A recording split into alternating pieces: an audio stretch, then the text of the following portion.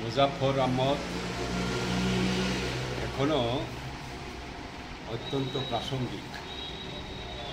আজকে আরও বেশি প্রাসঙ্গিক এই কারণে যে আমাদের দেশে এটা এই অত্যন্ত প্রতিক্রিয়াশীল সাম্প্রদায়িক শক্তি ফ্যাসিস্টদের অনুসারী এটা দল দেশের ক্ষমতায়, এবং তাদেরই দল আজকে আমাদের রাজ্যে এটা ফ্যাসিবাদী সন্ত্রাস সৃষ্টি করে রাজ্য সরকার পরিচালনা করছে। একটা অস্বাভাবিক পরিস্থিতি বিরাজ করছে।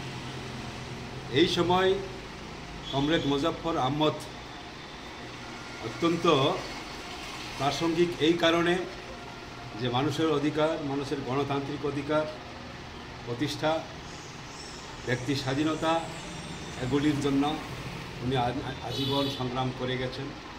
এবং উনার যে স্বপ্ন, নতুন ধরনের একটা সমাজতান্ত্রিক সমাজ, যেই সমাজ হলে সব মানুষের রোজগার গ্যারেন্টেড, সব মানুষের ভালো ঘরে থাকার ব্যবস্থা হয়, সব মানুষের চিকিৎসার ব্যবস্থা হয়, লজ্জা নিবারণের ভালো কাপড় চোপড়ের ব্যবস্থা হয়, স্বাস্থ্য পরিষেবার ব্যবস্থা হয়, সেই সমাজ।